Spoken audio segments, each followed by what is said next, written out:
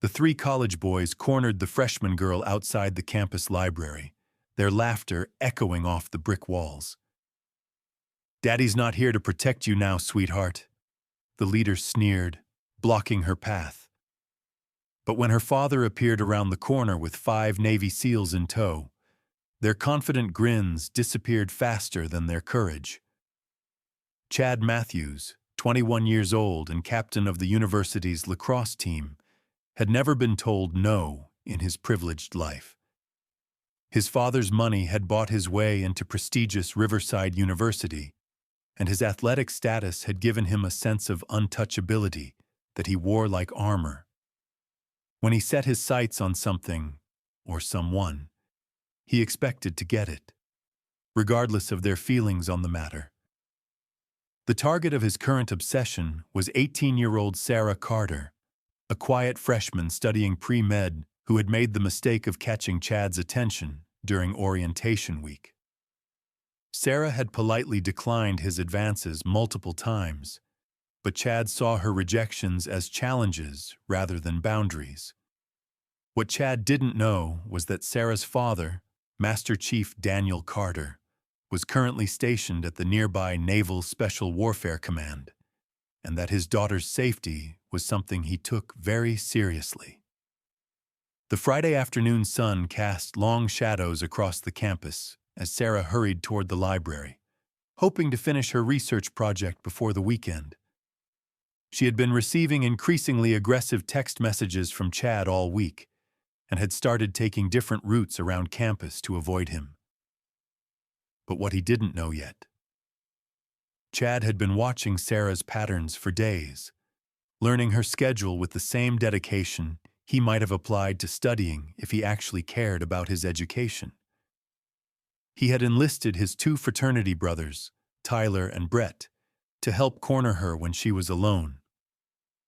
"There she is," Chad whispered to his friends as they spotted Sarah walking toward the library's side entrance. "Remember, we're just being friendly. We're going to convince her to come to the party tonight." Tyler, a skinny economics major who worshipped Chad's confidence, nodded eagerly. "What if she says no again?" "She won't," Chad replied with the arrogance of someone who had never faced real consequences. "Not when she realizes how persistent we can be." Brett, the largest of the 3 and captain of the wrestling team, cracked his knuckles. "I still don't understand why you're so obsessed with this girl, Chad. There are plenty of others who would be thrilled to date you." "That's exactly why I want her," Chad explained as they began following Sarah at a distance. "She thinks she's too good for me. Time to show her she's not." The 3 young men quickened their pace, closing the distance between them and Sarah as she approached the library. That's when everything changed. Sarah noticed the footsteps behind her getting closer and felt her heart rate increase. She had hoped that ignoring Chad's messages would make him lose interest, but his behavior was becoming more aggressive each day. She quickened her pace toward the library entrance, but Chad and his friends moved to cut her off. "Hey there, beautiful," Chad called out, stepping directly into her path. "Going somewhere?" Sarah stopped, looking around for other students or faculty members, but this side of the campus was relatively empty on Friday afternoons. "Please leave me alone, Chad," she said as firmly as she could manage. "I've told you I'm not interested." Chad's smile had a predatory quality that made Sarah's skin crawl. "Come on, Sarah. Don't be like that. We just want to talk to you about coming to our party tonight." Tyler and Brett positioned themselves on either side of her, creating a human barrier that prevented her from walking away. "I said no," Sarah repeated, her voice starting to shake despite her efforts to sound confident. "See, that's your problem," Chad said, stepping closer until he was uncomfortably close to her face. "You think you can just say no to me? Do you know who my father is? Do you know what I could do for your future here at this university?" The biggest shock was still coming. Brett, emboldened by Chad's aggression, reached out and touched Sarah's arm. "Come on, sweetheart. One little party. What's the worst that could happen?" Sarah jerked her arm away. "Don't touch me." "Or what?" Chad laughed. "You'll call your daddy?" "Newsflash, princess. Daddy's not here to protect you now." The comment about her father struck a nerve that Chad couldn't have anticipated. Sarah's eyes flashed with anger that surprised all three boys. "You have no idea who my father is," she said quietly, her fear beginning to transform into something else entirely. Chad stepped even closer, his voice dropping to a threatening whisper. "I don't care if your daddy is the president. Right now, it's just you and us, and you're going to learn some respect." Tyler pulled out his phone. "Maybe we should take some pictures to remember this conversation." That's when Sarah realized the situation was escalating beyond mere harassment. These boys were planning something far worse than just pressuring her to attend a party. But wait, there's more. Unknown to Chad and his friends, Sarah had been carrying something in her backpack that she had hoped never to use. A small emergency beacon that her father had insisted she keep with her at all times. When she felt Tyler grab her shoulder, she discreetly activated the device. The beacon sent an immediate GPS alert to Master Chief Daniel Carter's phone, along with a pre-programmed emergency message. Sarah in distress. Location: Riverside University Library. Send help immediately. Daniel Carter was in the middle of a briefing with his SEAL team when his phone buzzed with the emergency alert. When he saw Sarah's name and the word distress, everything else in the world ceased to exist. "Emergency," he announced to his team, showing them the alert. "My daughter is in trouble at the university. We move now." His team, 5 of the most elite warriors in the U.S. military, didn't ask questions. They simply grabbed their gear and followed their Master Chief out the door. What happened next surprised everyone. Chad was enjoying the fear in Sarah's eyes when Tyler suddenly grabbed her backpack. "What's in here?" Tyler demanded, trying to pull it away from her. "Let go of me," Sarah shouted, fighting to keep her bag. "Maybe there's something interesting in here," Brett suggested, reaching for the straps. Chad was about to escalate the situation further when the sound of vehicle doors slamming echoed across the campus. The noise was sharp, coordinated, and carried the unmistakable authority of military precision. "What was that?" Tyler asked, momentarily distracted.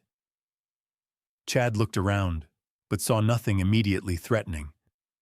"Probably just campus security. They won't do anything. My father donates too much money to this school." But the footsteps approaching from around the corner didn't sound like campus security. They sounded like combat boots hitting pavement in perfect synchronization. If stories of fathers protecting their daughters and the consequences that follow those who prey on the innocent move you, make sure to subscribe to our channel. We share these powerful reminders that some lines should never be crossed, and that true warriors will always defend those who cannot defend themselves. Hit that subscribe button to witness more stories of justice and protection. The real surprise was, Master Chief Daniel Carter appeared around the corner first, his 6'3" frame moving with the controlled intensity of a man who had spent 20 years in the world's most dangerous places. Behind him came 5 more SEALs, all in civilian clothes, but carrying themselves with unmistakable military bearing. Daniel's eyes immediately found his daughter, taking in the scene with the trained assessment of a warrior. Sarah cornered by 3 larger males, her backpack being grabbed, her obvious distress. He understood the situation instantly. "Sarah," he called out, his voice carrying across the courtyard with calm authority. Sarah's face flooded with relief. "Dad!" Chad and his friends turned to see who had interrupted their fun, expecting to find an overprotective father they could intimidate or dismiss. What they saw instead made their blood run cold. 6 men approaching with the kind of presence that made your survival instincts scream warnings. These weren't angry parents or campus security. These were predators walking toward prey that had made a fatal mistake. "Is there a problem here?" Daniel asked, his voice deadly quiet as he approached the group. Chad, still trying to maintain his bravado, stepped forward. "No problem here, sir. Just having a friendly conversation with your daughter." Daniel's eyes moved from Chad to Tyler to Brett, cataloging each of them with the kind of attention he usually reserved for enemy combatants. "Sarah," he said without taking his eyes off the 3 boys, "come here." Sarah immediately moved toward her father, and Chad made the mistake of grabbing her wrist to stop her. "We weren't finished talking," Chad said, his grip tightening on Sarah's arm. That's when the phone rang. Daniel's team leader, Senior Chief Marcus Rodriguez, received a call on his encrypted phone. After a brief conversation, he approached Daniel. "Master Chief," Rodriguez said quietly, "campus security is en route, but they're being delayed. We have about 10 minutes before any official response arrives." Daniel nodded, understanding the implications. 10 minutes to handle this situation, before it became a matter for university administrators and lawyers who might complicate things. "Gentlemen," Daniel said to Chad and his friends, his voice still calm but now carrying an edge that made all 3 boys step back involuntarily. "I'm going to give you one opportunity to release my daughter and walk away from this situation." Chad, either too stupid or too arrogant to recognize the danger he was in, tightened his grip on Sarah's wrist. "And if we don't?" he challenged. Daniel smiled for the first time since arriving, and it was the most terrifying expression any of the boys had ever seen. "Then you'll learn why they call us SEALs." Everyone learned the truth, but the real shock, the transformation in Daniel Carter, was immediate and complete. The concerned father disappeared, replaced by Master Chief Daniel Carter, a man who had led operations in some of the most dangerous places on Earth. "Rodriguez," he said quietly. "Perimeter." His team immediately spread out, creating a human barrier that prevented anyone from leaving or entering the area. To any casual observer, it might have looked like 6 friends having a conversation, but Chad and his friends found themselves surrounded by some of the most dangerous men alive. "Tyler, Brett," Daniel said, addressing Chad's friends by name despite never having met them before. "I know who you are. I know where you live. I know your class schedules, your part-time jobs, and your parents' phone numbers. You have 30 seconds to decide if this is the hill you want to die on." Tyler and Brett looked at each other with growing panic. The man talking to them knew details about their lives that he shouldn't have been able to know, and the casual way he mentioned it suggested capabilities they didn't want to test. "Chad," Tyler whispered urgently, "maybe we should just go." But Chad was too invested in his image to back down in front of his friends and the girl he was trying to impress. "You can't threaten us," Chad declared, his voice cracking slightly. "My father is Richard Matthews. He owns half this town.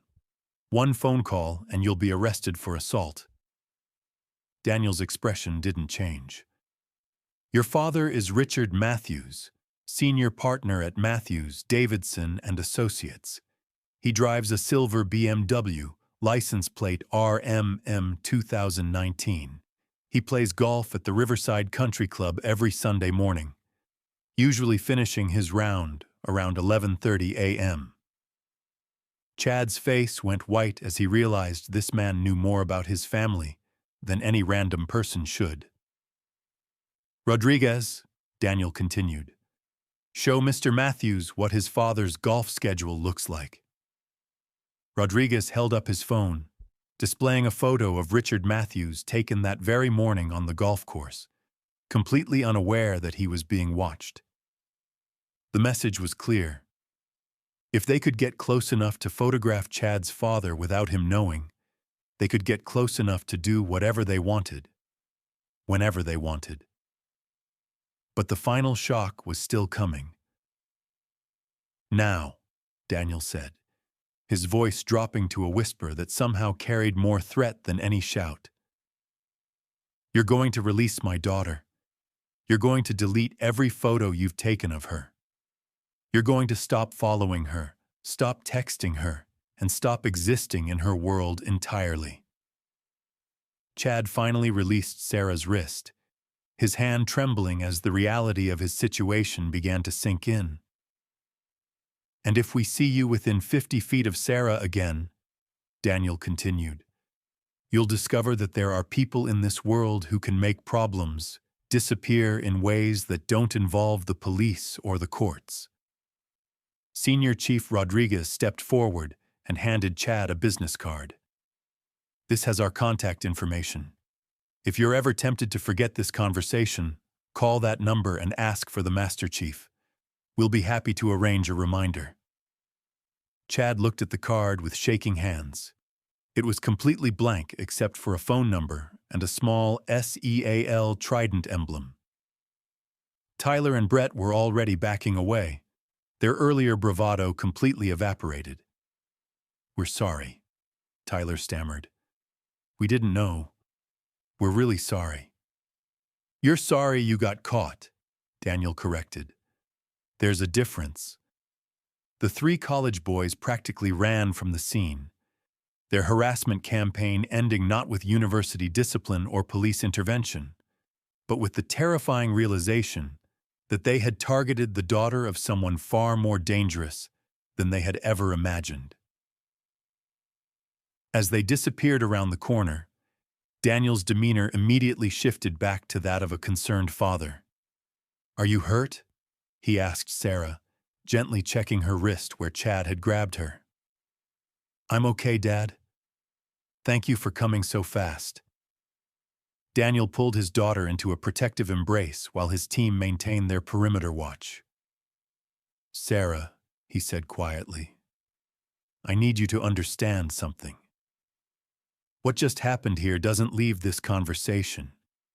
These men helped protect you, but their presence here could create complications if it becomes public knowledge. Sarah nodded, understanding that her father's world involved secrets and capabilities that most people couldn't know about.